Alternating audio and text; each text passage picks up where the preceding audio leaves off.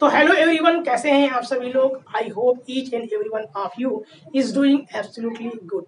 My name is महफूज और एक बार फिर से आप सभी का बहुत बहुत स्वागत है आप सबके अपने यूट्यूब चैनल महफूज प्राइम क्लासेस में। तो प्यारे बच्चों, आज हम अपने इस वीडियो में BSc first year second semester के जूलॉजी के यूनिट 5 डाइजेशन और रिस्पायरेशन को डिस्कस कर रहे हैं। ये डाइजेशन और रिस्पायरेशन से रिलेटेड ये हमारा 5th वीडियो लेक्चर सीरीज है।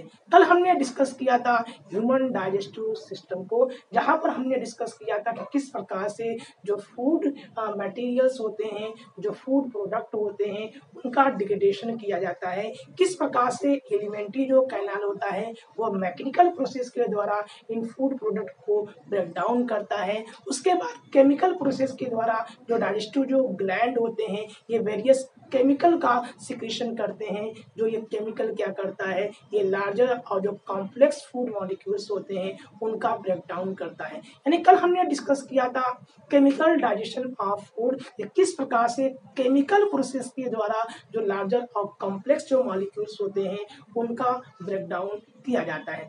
तो हमने कल देखा था कि किस प्रकार से कार्बोहाइड्रेट, प्रोटीन, फैट और लिपिड्स जो होते हैं उनका ब्रेक डाउन किया जाता है। अगर आपने ये वीडियो अभी तक नहीं देखा है तो मैं इस वीडियो का लिंक डिस्क्रिप्शन में दे दूंगा, या फिर आप इस आई बटन को क्लिक करके इस वीडियो को आप वॉच कर सकते हैं। तो आज जो हम अपने इस वीडियो में जो डिस्कस करने वाले हैं वह है एब्जॉर्प्शन ऑफ फूड, कि जिस प्रकार से जो हमने केमिकल प्रोसेस के द्वारा जो फूड थे उनका ब्रेक डाउन हो गया था, जो कॉम्प्लेक्स और लार्जर मॉलिक्यूल्स थे उनका सिंपलेस्ट मोनोमर फॉर्म में उनका ब्रेक डाउन किया था। तो ब्रेक डाउन होने के बाद अब ये जो न्यूट्रिएंट्स होते हैं उनका किस प्रकार से हमारे बॉडी के द्वारा एब्जॉर्ब किया जाता है, किस प्रकार से जो हमारे कार्बोहाइड्रेट के जो सिंपलेस्ट फॉर्म हैं जैसे कि हमारे ग्लूकोज या फ्रक्टोज, इसी प्रकार से जो हमारे प्रोटीन के जो सिंपलेस्ट फॉर्म है जैसे हमारे अमाइनो एसिड, न्यूक्लिक एसिड के जो सिंपलेस्ट फॉर्म है जैसे बेस और शुगर कंपोनेंट, और लिपिड जो हमारे लिपिड के जो सिंपलेस्ट फॉर्म है जैसे फैटी एसिड एंड ग्लिसरॉल जो है, इनका किस तरह से एब्जॉर्प्शन किया जाता है। इसके अलावा जो वाटर्स हैं, जो हमारे मिनरल्स हैं और जो हमारे वेरियस ड्रग्स हैं उनका किस तरह से शरीर के किस पार्ट में, एलिमेंट्री कैनाल के किस पार्ट में एब्जॉर्प्शन किया जाता है। साथ ही में ये भी डिस्कस करेंगे कि किस प्रकार से जो वेरियस डिजीजेस हैं या डिसऑर्डर हैं जो हमारे डाइजेस्टिव सिस्टम से रिलेटेड है उनको भी डिटेल में यहाँ पर डिस्कस करेंगे। तो बिना देर किए चलिए वीडियो को स्टार्ट करते हैं। तो सबसे पहले हम लोग समझेंगे एब्जॉर्प्शन को, जिसको हिंदी में हम लोग अवशोषण कहते हैं। एब्जॉर्प्शन क्या होता है, तो मैंने एब्जॉर्प्शन की यहाँ पर डिफिनेशन लिखी हुई है कि एब्जॉर्प्शन क्या होता है। इट इज अ प्रोसेस, ये एक प्रक्रिया होती है जिसके द्वारा the end product of digestion, तो डाइजेशन का जो एंड प्रोडक्ट होता है passes through the intestinal mucosa, ये इंटेस्टाइनल म्यूकोसा से होते हुए ब्लड और लिम्फ में चला जाता है, जहाँ पे ये जो ब्लड और जो लिम्फ होते हैं वो उनको अवशोषित कर लेते हैं। यानी कि अवशोषण या एब्जॉर्प्शन एक ऐसी प्रक्रिया होती है जिसमें जो डाइजेशन के दौरान जो प्रोडक्ट होते हैं जैसे कि कार्बोहाइड्रेट के इन प्रोडक्ट ग्लूकोज या जो फ्रक्टोज होते हैं, प्रोटीन के जो इन प्रोडक्ट हैं अमाइनो एसिड हैं, लिपिड के जो इन प्रोडक्ट जो हमारे हैं ग्लिसरॉल या जो फैटी एसिड्स होते हैं, ये क्या है इंटेस्टाइनल म्यूकोसा से होते हुए ये ब्लड और लिम्फ में चले जाते हैं, जहां से ये ब्लड और लिम्फ क्या करते हैं, इन न्यूट्रिएंट को एब्जॉर्ब कर लेते हैं। लेकिन ये एब्जॉर्प्शन की जो प्रोसेस होती है वो कैसे होती है, तो जो एब्जॉर्प्शन की जो प्रोसेस होती है जो इन फूड प्रोडक्ट को ब्लड या लिम्फ में लेकर जाता है या वहां से एब्जॉर्प्शन करता है वह होता है पैसिव और एक्टिव या फैसिलिटेटेड ट्रांसपोर्ट के द्वारा। यानी जो फूड जो प्रोडक्ट होते हैं वह पैसिव, एक्टिव या फैसिलिटेटेड ट्रांसपोर्ट के द्वारा ब्लड और लिम्फ में जाते हैं और वहां से ये ब्लड और लिम्फ क्या करता है, इन न्यूट्रिएंट को एब्जॉर्ब कर लेता है। अराउंड 90% जो हमारे न्यूट्रिएंट्स होते हैं वो हमारे स्मॉल इंटेस्टाइन के द्वारा एब्जॉर्ब कर लिए जाते हैं। जो रेस्ट 10% जो बच जाता है वो हमारे स्टमक के द्वारा और हमारे लार्ज इंटेस्टाइन जो होता है वो उनको क्या करता है, एब्जॉर्ब कर लेता है। तो हमने कल देखा था कि किस प्रकार से जो फूड प्रोडक्ट है पहले माउथ में आता है, वहाँ पे जो कार्बोहाइड्रेट होता है उसका 30% क्या होता है, ब्रेक डाउन होता है। उसके बाद वो चला आता है हमारे स्टमक में, और यहाँ पर स्टमक में इनका ब्रेकडाउन, यहाँ पर जो प्रोटीन होते हैं, जो लिपिड्स होते हैं, उनका ब्रेकडाउन होता है। और उसके बाद ये चला आता है हमारे स्मॉल इंटेस्टाइन में। यहाँ पर जितने भी एंड प्रोडक्ट होते हैं, चाहे वो कार्बोहाइड्रेट के हो, प्रोटीन के हो, या लिपिड के हो, या फिर न्यूक्लिक एसिड का हो, इन सब का ब्रेकडाउन किया जाता है। इसके बाद यहाँ पर जो ड्यूडेनम और के बाद जो इलियम होते हैं हमारे, या ड्यूडेनम वाले पार्ट होते हैं, इन न्यूट्रिएंट को एब्जॉर्ब कर लेते हैं। तो यहाँ पर देखेंगे कि किस प्रकार से पैसिव और एक्टिव ट्रांसपोर्ट के द्वारा कौन कौन से ऐसे जो न्यूट्रिएंट्स होते हैं उनका एब्जॉर्प्शन किया जाता है। तो कुछ ऐसे सिंपल कुछ ऐसे मोनोसेक्राइड होते हैं, जैसे कि ग्लूकोज एलॉन्ग दिस प्रोटीन के जो सिंपलेस्ट फॉर्म है, हमारे अमाइनो एसिड, और कुछ इलेक्ट्रोलाइट जैसे क्लोरीन आयन जो होते हैं, ये सिंपल डिफ्यूजन के द्वारा हमारे ब्लड और लिम्फ में के द्वारा क्या है, एब्जॉर्ब कर लिए जाते हैं। इसके अलावा कुछ ऐसे ग्लूकोज और अमाइनो एसिड के जो मॉलिक्यूल हैं वो फैसिलिटेटेड ट्रांसपोर्ट के द्वारा क्या करते हैं, इन न्यूट्रिएंट को एब्जॉर्ब कर लेते हैं। एक्टिव प्रोसेस के दौरान कुछ हमारे अमाइनो एसिड, ग्लूकोज और इलेक्ट्रोलाइट्स की उपस्थिति में यानी कि जैसे कि हमारे सोडियम आयन क्या करता है, इनको फैसिलिटेट करता है, और उसके बाद ये क्या करते हैं, बॉडी के द्वारा, बॉडी सेल के द्वारा, म्यूकोसा के द्वारा ये एब्जॉर्ब कर लिए जाते हैं। जो हमारा वाटर होता है वो क्या करता है, वो ऑस्मोटिक ग्रेडियंट के द्वारा क्या है, ट्रांसपोर्ट होता है, और वहां से किस प्रकार का ग्रेडियंट है, उसके द्वारा जो वाटर होते हैं वो हमारे एब्जॉर्ब कर लिए जाते हैं। तो आइए देखते हैं कि शरीर के किस किस पार्ट में कहाँ कहाँ पे किस तरह का एब्जॉर्प्शन होता है। लेकिन एक बात ध्यान रखिएगा, जो हमारे मैंने अभी आपको बताया जो कार्बोहाइड्रेट हैं, उसके जो सिंपलेस्ट फॉर्म है वो हमारे सिंपल डिफ्यूजन के द्वारा एब्जॉर्ब कर लिए जाते हैं।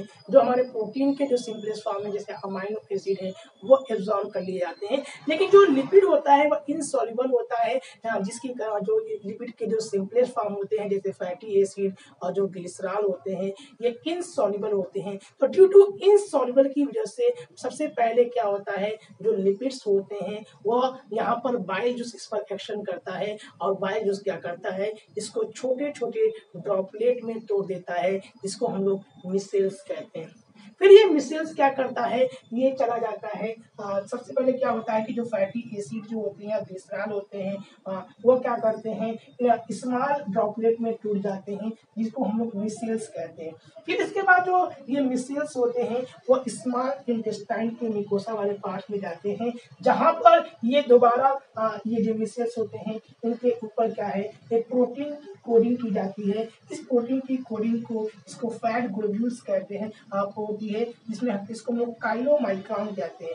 ये काइलोमाइक्रॉन क्या करता है, लिम्फ वेसल्स में जाता है, लैक्टियल पार्ट में इन द विलाई, और वहां पर जाकर के ये क्या है, लिम्फ वेसल इसको रिलीज कर देते हैं एब्जॉर्प्शन के लिए ब्लड में, और ब्लड में जाकर के वे एब्जॉर्ब हो जाते हैं। यानी कि जो हमारा लिपिड होता है वो सबसे पहले उसका ब्रेकडाउन, लिपिड के जो मोनोमर होते हैं, जैसे कि ग्लिसराइड, जैसे फैटी एसिड और ग्लिसरॉल होते हैं, उनको पहले छोटे छोटे ड्रॉपलेट में, इसको मिसेल्स कहते हैं, वो उसमें टूटता है। उसके बाद इस मिसेल्स को क्या है, भेज दिया जाता है, और वहाँ पर ये चारों तरफ से एक फैट की, ग्लोब्यूल की एक कवरिंग की, प्रोटीन की कवरिंग लग जाती है, इसको काइलोमाइक्रॉन कहते हैं।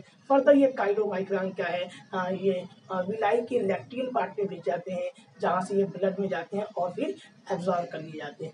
तो आइए देखते हैं कि तो जो फूड है वो बॉडी के किस किस पार्ट में एब्जॉर्ब किए जाते हैं। सबसे पहले जो फूड होता है वो हम देखेंगे, जो माउथ होता है, यहाँ पर जो सर्टेन ड्रग्स होते हैं, कुछ ऐसे ड्रग होते हैं जो क्या है, माउथ पार्ट में जो म्यूकोसा की जो लाइनिंग होती है और टंग की जो निचली हिस्सा होता है, वहाँ पर जो सर्टेन ड्रग है उनका एब्जॉर्प्शन हो जाता है। उसके बाद जो स्टमक होते हैं, स्टमक में क्या है, हमारे वाटर्स होते हैं, सिंपल शुगर जैसे हो गए और अल्कोहल होता है, इनका एब्जॉर्प्शन किया जाता है।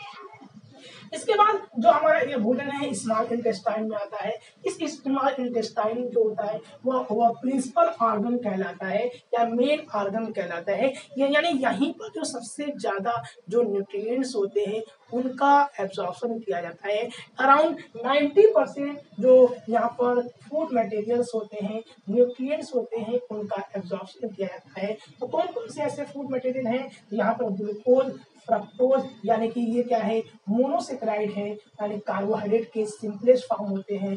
फैटी एसिड जो लिपिड का हमारा सिंपलेस्ट फॉर्म है। ग्लिसरॉल और अमाइनो एसिड जो प्रोटीन के जो सिंपलेस्ट फॉर्म होते हैं, वो हमारे स्मॉल इंटेस्टाइन वाले पार्ट क्या करते हैं, यहाँ पर आकर के वो क्या होते हैं, एब्जॉर्ब कर लिए जाते हैं। तो सबसे पहले स्मॉल इंटेस्टाइन क्या करता है, यहाँ पर जो सकस इंटेस्टिस वाले होते हैं, यहाँ पर वेरियस एंजाइम्स होते हैं और ये वेरियस एंजाइम क्या करते हैं, जो हमारे कार्बोहाइड्रेट के जो पॉलीसेक्राइड था उसको डाइसेक्राइड में, और डाइसेक्राइड क्या करता है, उसको मोनोसेक्राइड में तोड़ देता है, जिसे ग्लूकोज और फ्रक्टोज, और उसके बाद ये एब्जॉर्ब कर लिए जाते हैं। उसी प्रकार से जो लिपिड होता है वहां पर लाइपेज एंजाइम क्या करता है, लिपिड को फैटी एसिड और ग्लिसरॉल में तोड़ देता है। अगर ये फैटी एसिड और जो ग्लिसरॉल होता है ये छोटे छोटे खंडों में टूट जाते हैं, जिसको मिसेल्स कहते हैं। इस मिसेल्स के चारों तरफ एक प्रोटीन की कवरिंग चल जाती है, जिसको काइलोमाइक्रान कहते हैं। फिर ये काइलोमाइक्रान लाई में जाता है बैक्टीरियल पार्ट में,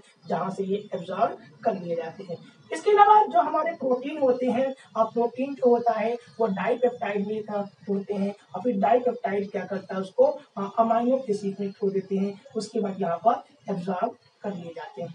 इसके बाद ये जो भोजन के मतलब है ये लार्ज इंटेस्टाइन पार्ट में चले आते हैं, और जो लार्ज इंटेस्टाइन होते हैं यहाँ पर किसी भी प्रकार के जो न्यूट्रिशन होते हैं उनका एब्जॉर्प्शन नहीं किया जाता। यहाँ पर किसका होता है, यहाँ पर केवल वाटर और जो मिनरल्स होते हैं और जो कुछ ड्रग्स होते हैं उनका यहाँ पर क्या होता है, यहाँ पर एब्जॉर्प्शन किया जाता है। अब हम लोग समझते हैं कि जो वेरियस डिजीज हैं या डिसऑर्डर हैं जो हमारे डाइजेस्टिव सिस्टम से रिलेटेड हैं, कौन कौन सी बीमारियां जो हैं जो हमारे पाचन तंत्र के संबंधित होती हैं, उनको भी डिस्कस कर लेते हैं। तो जो हमारा सबसे बड़ा डिसऑर्डर जो हम लोग समझते हैं, वो सबसे पहला जो हमारा यहाँ पर डिसऑर्डर जो होता है वह इन्फ्लेमेशन की वजह से होता है। इंटेस्टाइनल जो ट्रैक्ट होते हैं उस इंटेस्टाइनल ट्रैक्ट में बैक्टीरियल और वायरल इन्फेक्शन होने की वजह से उनमें सूजन हो जाती है, और यानी कि जो इंटेस्टाइनल ट्रैक्ट होते हैं उनमें वायरल और बैक्टीरियल इन्फेक्शन की वजह से उनमें स्वेलिंग कर जाते हैं, वह उनमें इन्फ्लेमेशन हो जाता है, और इस इन्फ्लेमेशन की वजह से जो डाइजेशन की जो प्रोसेस है वो रुक जाती है, जो एब्जॉर्प्शन की जो प्रोसेस है वो रुक जाती है। इसके अलावा बहुत सारे अन्य जो बैक्टीरिया के अलावा अन्य जो कुछ ऐसे पैरासाइट जो होते हैं जो क्या करते हैं कि इंटेस्टाइनल ट्रैक्ट में जाते हैं और जहाँ से उनको ये इन्फेक्ट करते हैं, जैसे टेप वार्म होते हैं, राउंड वार्म हो गए, थ्रेड वार्म हो गए, हुक वार्म्स हो गए और जो पी वार्म हो गए, ये सारे के सारे ऐसे पैरासाइट हैं जो इंटेस्टाइनल ट्रैक्ट को इन्फेक्ट करते हैं, जिसकी वजह से उनमें इन्फ्लेमेशन हो जाता है। इसके बाद सबसे पहले हम लोग जो बीमारी समझेंगे वह है जॉन्डिस के बारे में। जॉन्डिस जिसको हम लोग पीलिया के नाम से भी जानते हैं, तो जो जॉन्डिस होता है वो हमारे लीवर को इन्फेक्ट करता है, और साथ ही साथ जो हमारे स्किन होते हैं और जो आईज होते हैं वो येलो हो जाते हैं। ऐसा क्यों होता है कि जो हमारे बाइल पिगमेंट होता है ये बॉडी में इसका सिंथेसिस नहीं हो पाता, जिसकी वजह से बॉडी में ये इसका डिपोजिशन होने लगता है बाइल पिगमेंट का, जिसकी वजह से बॉडी जो त्वचा और जो आईज होती हैं, बॉडी का जो कलर है वो येलो होना शुरू हो जाता है। इस कंडीशन को हम लोग जॉन्डिस कहते हैं, जो एक वायरल इन्फेक्शन की वजह से होता है। दूसरा है वोमिटिंग, इसे हम हिंदी में कहते हैं उल्टी होना। तो उल्टी किसे कहते हैं, ejection of stomach content through the mouth, तो जो स्टमक के अंतर्गत जो आंत में जो भोज्य पदार्थ होता है वो दोबारा माउथ में रिटर्न होने को हम लोग क्या कहते हैं, वोमिटिंग या उल्टी कहते हैं। ये जो वोमिटिंग जो होता है, यह रिफ्लेक्शन एक्शन की वजह से होता है, और ये रिफ्लेक्शन एक्शन को कंट्रोल किया जाता है वह है हमारा ओमिट सेंटर, जिसको मेडुला कहते हैं। ये ओमिट मेडुला क्या करता है, ओमिट सेंटर कहलाता है, जो हमारे उल्टी को रोकने का काम करता है। और उल्टी जो होती है ये due to feeling of nausea, क्या है, नासिया की वजह से, यानी कि जी मिलाने की वजह से, कुछ ऐसी चीजें देखने की वजह से, या फूड में कुछ ऐसी स्मेलिंग की वजह से हमारे नासिया जैसे कंडीशन आती है। और इस नासिया की वजह से जो हमारे मेडुला होता है, जो ओमिट सेंटर होता है, वो वहाँ पर वो मैसेज करता है, और रिफ्लेक्शन एक्शन की वजह से जो जो स्टमक में जो फूड होता है वो दोबारा माउथ में चला आता है। इसको हम लोग कहते हैं वोमिटिंग कहते हैं। अब बात करते हैं डायरिया के बारे में। डायरिया जो एक वाटरी स्टूल होते हैं, यानी कि जो लैट्रिन होता है वो बिल्कुल पानी की तरह लैट्रिन होता है। ये होता है क्यों होता है, increase frequency of bowel movement. तो बाउल मूवमेंट की तेजी से हो जाने की वजह से ये जो हमारे लैट्रिन होते हैं वो पतले हो जाते हैं, और बार बार कंटिन्यूसली ये होते हैं, जिसकी वजह से बॉडी में पानी की कमी हो जाती है, जिसको डिहाइड्रेशन कहते हैं। अब ये जो डायरिया होता है, ये दो प्रकार का डायरिया हो सकता है। ये शॉर्ट टर्म हो सकता है, जिसको हम लोग एक्यूट टाइप का कहते हैं, या फिर ये लॉन्ग टर्म हो सकता है, जिसको हम लोग क्रोनिक कहते हैं। जो शॉर्ट टर्म होता है वो due to bacterial and viral infection की वजह से होता है, हो सकता है। यानी आप बाहर गए और कुछ ऐसे खाना आपने खा लिया, पानी पूरी ले लिया, या कुछ ऐसी चीजें ले लिया जहाँ पर जो बेचने वाले थे उन्होंने हाथ साफ नहीं किया था, बिना ग्लव्स पहने हुए आपको खिला दिया, और उसके द्वारा जो जो यहाँ पर बैक्टीरिया थे, या यहाँ पे जो वायरस थे, जैसे एंट अमीबा, हिस्टोलिटिका जो है वो यहाँ पर चला आएगा, और आपको अब जैसे वो बॉडी में जाएगा तो इंटेस्टाइनल जो ट्रैक्ट होते हैं उनको इन्फेक्ट कर देगा, और जिसकी वजह से उनके इन्फेक्शन की वजह से उसमें स्वेलिंग हो जाएंगी, और स्वेलिंग की वजह से जो फूड पार्टिकल है वो एब्जॉर्ब, जो उसमें जो वाटर होते हैं, जो फूड पार्टिकल हैं वो एब्जॉर्ब नहीं हो पाते, जिसकी वजह से ये क्या है, बाउल मूवमेंट फास्ट हो जाता है, और वाटरी फ्लूइड जो है वो शरीर से बाहर निकलना शुरू हो जाते हैं, जिसकी वजह से बॉडी में डिहाइड्रेशन की कंडीशन हो जाती है। लॉन्ग टर्म जो होता है वो होता है, इसको क्रोनिक कहते हैं। ये फंक्शनल डिसऑर्डर या इंटेस्टाइनल डिजीज की वजह से, लॉन्ग टर्म जो डिजीज होते हैं, फंक्शनल डिसऑर्डर जो होते हैं, उनकी वजह से जो बीमारी होती है डायरिया की, इसको हम लोग क्या कहते हैं, क्रोनिक कहते हैं। अगला जो है वह है हमारा कॉन्स्टिपेशन।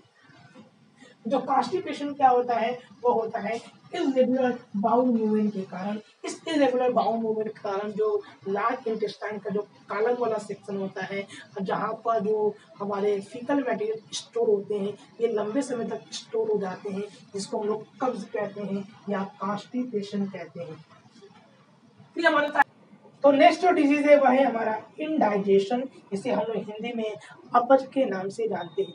इनडाइजेशन क्यों होता है, due to inadequate amount of enzyme secretion. तो एंजाइम जो होते हैं प्रॉपरली उचित मात्रा में सिक्रीशन न होने की वजह से, एंजाइटी की वजह से, बहुत ज़्यादा चिंता करने की वजह से, फूड पॉइजनिंग करने की वजह से, या फिर ओवर ईटिंग, अत्यधिक खाने की वजह से, दबाकर खाने की वजह से, या फिर स्पाइसी फूड लेने की वजह से, बहुत ज़्यादा तले भुने मसाला लेने की वजह से, और जो एंजाइम होते हैं वो उनका प्रॉपरली सिक्रेशन न होने की वजह से जो फूड होते हैं वो प्रॉपरली डाइजेस्ट नहीं हो पाते। तो फूड के प्रॉपरली डाइजेस्ट न होने के कारण हमें फीलिंग ऑफ फुलनेस महसूस होती है, जिसकी वजह से हमारा पेट जो है बिल्कुल भरा भरा सा लगता है।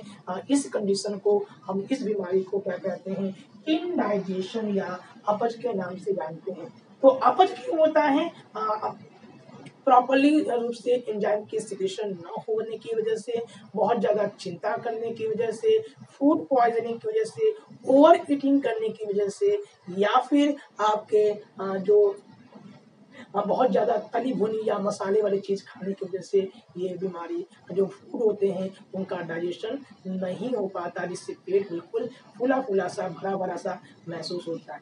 तो जो नेक्स्ट बीमारी हमारे पास जो डिजीज है वो है PEM, प्रोटीन एनर्जी माल न्यूट्रिशन, यानी कार्बोहाइड्रेट और प्रोटीन की कमी से होने वाले जो रोग होते हैं उनको प्रोटीन एनर्जी माल न्यूट्रिशन के नाम से हम लोग जानते हैं। ये बीमारी खास तौर से आप देखेंगे उस एरिया में आपको दिखेगी जहाँ पर ड्राट हुआ हो, या फिर जो डेवलपिंग कंट्री होते हैं, जैसे अफ्रीकन जो कंट्री हैं, जो बहुत गरीब देश हैं, जहाँ पर बच्चों को पर्याप्त मात्रा में न तो कार्बोहाइड्रेट अवेलेबल हो पा रहा है और न ही प्रोटीन हो पा रहा है।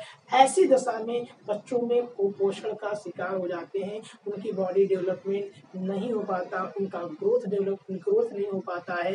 तो इसी कंडीशन को हम लोग प्रोटीन एनर्जी माल न्यूट्रिशन कहते हैं। इसमें दो प्रकार की डिजीज आप देखेंगे, पहला है मरासमस और दूसरा होता है क्वाशीओरकर। तो जो मरासमस की जो कंडीशन होती है वो होती है प्रोटीन और कैलोरी इन दोनों की डिफिशियंसी की वजह से। तो उन वे बच्चे जिनमें न तो उनको प्रोटीन ही मिल पा रहा है और न ही उनको कैलोरी मिल पा रहा है, यानी कि कार्बोहाइड्रेट मिल पा रहा है, ऐसी दशा में उनको उन बच्चों का प्रॉपरली डेवलपमेंट नहीं हो पाता, उनका विकास नहीं हो पाता, उनका ब्रेन का डेवलपमेंट नहीं हो पाता। इस बीमारी को हम लोग क्या कहते हैं, मरासमस कहते हैं। ये बीमारी खास तौर से एक वर्ष से जो कम उम्र के बच्चे हुए होते हैं उनको ये बीमारियां होती हैं, यानी कि खास तौर से उन बच्चों को होती है जो बच्चे बहुत ही कम उम्र में जो है उनको जो अन्य माँ का दूध छुड़ा करके कोई अन्य फूड प्रोडक्ट को दे दिया जाता है जिसमें न तो उचित मात्रा में प्रोटीन है और न ही कार्बोहाइड्रेट है। तो इन दोनों की कमी की वजह से बच्चे का जो शरीर जो होता है बहुत दुबला और पतला हो जाता है, जो उसकी स्किन या त्वचा जो होती है वो ड्राई हो जाती है, रिंकल्ड हो जाती है। इसी कंडीशन को हम लोग क्या कहते हैं, मरासमस कहते हैं। ये कंडीशन खास तौर से उन बच्चों को भी होती है जिन बच्चे की जो माँ जो होती है, यानी जिनकी शादी जो है वो चाइल्ड मैरिज हो जाती है, यानी कम उम्र में शादी करने की वजह से जो बच्ची होती है वो कुपोषण की शिकार हो जाते हैं। जो बच्चे होते हैं या फिर एक बच्चे के जन्म के बाद अभी बच्चा प्रॉपर्ली रूप से बड़ा नहीं हुआ है, तुरंत दूसरे बच्चे जो हो जाते हैं, यानी दो बच्चों के बीच में जो गैपिंग होती है वह कम होने की वजह से भी जो मरासमस जैसी कंडीशन हो जाती है। भारत सरकार ने इसमें बहुत सारी योजनाओं को लेकर आया है। इस बीमारी को कुपोषण से बचने के लिए भारत सरकार ने बहुत सारी योजना लेके आया है, जिसमें से मिड डे मील का आपने नाम सुना होगा। खासतौर से जो प्राथमिक विद्यालय में जो बच्चे पढ़ने वाले होते हैं, जो गरीब पृष्ठभूमि के बच्चे होते हैं, जिनको न तो प्रोटीन मिल पाता है और न ही कार्बोहाइड्रेट मिल पाता है, ऐसी दशा में ये क्या करते हैं कि स्कूल में भारत सरकार के द्वारा यहाँ पर दूध अवेलेबल कराए जाते हैं, यहाँ पर जो कार्बोहाइड्रेट होते हैं वहाँ दिए जाते हैं, जो प्रोटीन होते हैं जैसे यहाँ पर सोयाबीन, अंडे, मछली, या इसके अलावा यहाँ पर बनाना यानी कि केले यहाँ पर दिए जाते हैं, जो एक अच्छे प्रोटीन के सोर्सेज होते हैं और कार्बोहाइड्रेट के जो सोर्स होते हैं, जिससे बच्चों में ये जो मारासमस जैसी कंडीशन या प्रोटीन एनर्जी माल न्यूट्रिशन जैसी जो कमी जो है वो न हो सके। दूसरी जो बीमारी यहाँ पर है वह है क्वाशीओरकर। तो क्वाशीओरकर में क्या होता है, ये होता है प्रोटीन डिफिशियंसी की वजह से। तो वे बच्चे जिनको प्रॉपरली रूप से प्रोटीन नहीं दिया गया हो या फिर लो प्रोटीन हाई कैलोरी वाली जो डाइट दे दिया गया है, यानी कम ही उम्र में जो बच्चे होते हैं उनकी माँ को दूध को छोड़ा करके उसके स्थान पे एक ऐसा डाइट दे दिया जाए जिसमें बच्चे को प्रोटीन की कमी और कैलोरी की कार्बोहाइड्रेट की ज़्यादा मात्रा होने की वजह से जो डिजीज उत्पन्न होती है, जो डिफिशियंसी उत्पन्न होती है, उस बीमारी को हम लोग क्वाशीओरकर कहते हैं। ये क्वाशीओरकर क्यों होता है, तो हाई कैलोरी और लो प्रोटीन डाइट की वजह से होता है, या वे बच्चे जो क्या है कम उम्र में माँ का दूध छोड़ देते हैं और उसके स्थान पर जो है ऐसे भोजन उनको दे दिया जाता है जो लो प्रोटीन होता है और हाई कैलोरी डाइट में होता है, तो ये बीमारी उनमें होती है। अब ये बीमारी जो होती है वो मरासमस से किस प्रकार से ये अलग है, अब इसको देखिएगा, क्योंकि यहाँ पर प्रोटीन की कमी होती है लेकिन यहाँ पर कैलोरी की मात्रा ज़्यादा होती है। तो ड्यू टू प्रोटीन की कमी की वजह से जो बच्चे का जो शरीर होगा बिल्कुल दुबला और पतला तो होगा और उसका ब्रेन का भी डेवलपमेंट प्रॉपरली नहीं हो पाएगा, यानी कि लेकिन कैलोरी की प्रेजेंट की वजह से, कैलोरी की लेने का हाई कैलोरी की वजह से लेने की वजह से जो बच्चे का स्किन त्वचा जो होगा उसके नीचे आपको फैट की लेयर दिखेगी और जो शरीर बिल्कुल दुबला पतला और पेट हल्का सा फूला हुआ आपको दिखेगा। ये कंडीशन ओडेमा कहलाती है, याद रखिएगा ओडेमा कहलाती है। बॉडी जो है वो स्वेलिंग आपको दिखेगी और दुबली पतली होगी बिल्कुल, ये कंडीशन क्या कहलाती है और ओडेमा कहलाती है। तो हमने देखा कि कौन कौन सी बीमारियां जो होती हैं, तो हमें कई प्रकार की बीमारियां यहाँ पर हमने देखा है। इसमें सबसे पहले हमने देखा है इंटेस्टाइनल जो ट्रैक्ट होते हैं उनमें इन्फ्लेमेशन की वजह से ये इन्फ्लेमेशन जो होता है बैक्टीरियल, वायरल या प्रोटोन के इन्फेक्शन की वजह से होता है। दूसरा जो बीमारी है वह है हमारा जॉन्डिस, जिसको हम लोग पीलिया कहते हैं। इसमें जो लीवर होता है वो इन्फेक्टेड हो जाता है और लीवर के इन्फेक्ट होने की वजह से जो बिलिरुबिन होते हैं, जो बाइल पिगमेंट होते हैं, उनका सिंथेसिस नहीं हो पाता और बॉडी में डिपॉजिट होना शुरू हो जाते हैं। बॉडी में डिपॉजिट होने की वजह से जो बॉडी का जो कलर है, त्वचा की जो कलर है, जो स्किन का जो कलर है वो येलो होना शुरू हो जाता है। इसी कंडीशन को हम लोग क्या कहते हैं, पीलिया कहते हैं। फिर हमारा है वोमिटिंग। वोमिटिंग कब होता है, यानी कि ड्यू नासिया जैसी कंडीशन आने की वजह से, फीलिंग ऑफ नासिया जिसको हम लोग कहते हैं, जी मिचलाना कहते हैं, यानी फूड ऐसे फूड या स्मेल की वजह से जो हमारे वोमिट सेंटर हैं, जो वोमिट को कंट्रोल करते हैं, ये यहाँ से जो मेडुला होता है वो क्या करता है, जो मैसेज भेजता है स्टमक को, स्टमक क्या करता है, जो फूड कंटेंट होते हैं उसको माउथ से बाहर निकाल देता है। तो नासिया इस कंडीशन को क्या करता है, प्रमोट करता है, जिसकी वजह से फूड जो होता है वो बाहर निकल आता है। फिर हमारा आता है डायरिया। डायरिया में दोनों प्रकार के मैंने बताया है, क्या ये शॉर्ट टर्म अगर हो रहे हैं तो उसको एक्यूट टाइप का कहते हैं, जो इन्फेक्शन जो हमारे बैक्टीरियल इन्फेक्शन, वायरल इन्फेक्शन या प्रोटोजोअल इन्फेक्शन की वजह से हो सकता है। और अगर लॉन्ग टर्म हो रहा है तो ये हमारे जो होते हैं इंटेस्टाइनल डिजीज की वजह से हो सकते हैं या फंक्शनल डिसऑर्डर की वजह से, इंटेस्टाइन फंक्शनल जो डिसऑर्डर है उनकी वजह से होते हैं। इनमें जो इन्फेक्शन होता है, चाहे वो बैक्टीरिया हो, वायरल हो, इसमें जो ट्रैक्ट होती है वो इन्फेक्ट हो जाती है, जिसकी वजह से उसमें स्वेलिंग हो जाती है और जो फूड होता है वो डाइजेस्ट नहीं हो पाता है और इसकी वजह से लगातार कंटिन्यूसली जो है जो भोजन फूड होता है, फिकल मटेरियल है, वो लगातार बॉडी से निकलता रहता है, जिसकी वजह से बॉडी में पानी की कमी हो जाती है। इस कंडीशन को डिहाइड्रेशन कहते हैं। फिर आता है कॉन्स्टिपेशन, तो हमने बताया था। तो कॉन्स्टिपेशन में याद रखिएगा इरेगुलर बाउल मूवमेंट हो जाता है। इरेगुलर बाउल मूवमेंट की वजह से जो फिकल मटेरियल होता है वो क्या होता है, रिटेन हो जाता है आपके कॉलन में, इसको कॉन्स्टिपेशन कहते हैं। इंडाइजेशन क्या कहते हैं, प्रॉपर्ली रूप से एंजाइम की सिक्रेशन ना होने की वजह से, बहुत ज्यादा चिंता करने की वजह से, ओवर ईटिंग करने की वजह से, बहुत ज्यादा तली भुनी चीजें या मसाले वाली चीज खाने की वजह से, फूड पॉइजनिंग की वजह से जो फूड होता है वो प्रॉपर्ली डाइजेस्ट नहीं हो पाता, जिसकी वजह से हमें क्या है, फूला भरा भरा सा महसूस लगता है, फूला फूला सा महसूस होता है। ये क्या कहलाता है, इंडाइजेशन कहलाता है। अब पीईएम क्या होता है, प्रोटीन और कैलोरी की डिफिशियंसी से ये होने वाला रोग है। इसमें मरासमस में क्या होता है, प्रोटीन और जो कैलोरी होता है ये दोनों इसमें कमी हो जाती है और जिसकी ये बीमारी जो 1 वर्ष से जो कम उम्र के जो बच्चे होते हैं उनको होता है। जबकि जो क्वासीपोरकर होता है ये प्रोटीन की डिफिशियंसी की वजह से होता है, हाई कैलोरी की मात्रा और प्रोटीन लो प्रोटीन की मात्रा होने की वजह से ये कंडीशन आती है। इसमें ओडेमा वाली कंडीशन आपको दिखेगी, यानी त्वचा के नीचे फैट की आपको पतली सी लेयर दिखेगी। ये कंडीशन जो किन बच्चों में होती है वो 1 साल से उम्र के जो बच्चे होते हैं उनमें होती है। तो ये था आज का, तो ये था हमारा किस प्रकार से जो हमारा फूड होता है उसका एब्जॉर्प्शन हमारी बॉडी के अलग अलग पार्ट में कैसे होता है और जो वेरियस डिजीजेज हैं वो कैसे होते हैं। आई होप आपको ये वीडियो बहुत पसंद आया होगा। अगर आप चैनल पर पहली बार आए हैं तो चैनल को सब्सक्राइब करें, इस वीडियो को लाइक करें। अगर आपको कोई डाउट हो या फिर कोई क्वेरी हो तो प्लीज़ कमेंट बॉक्स में जाकर के कमेंट करें। मिलते हैं एक नए वीडियो में एक नए टॉपिक के साथ। Till then, stay safe, stay healthy.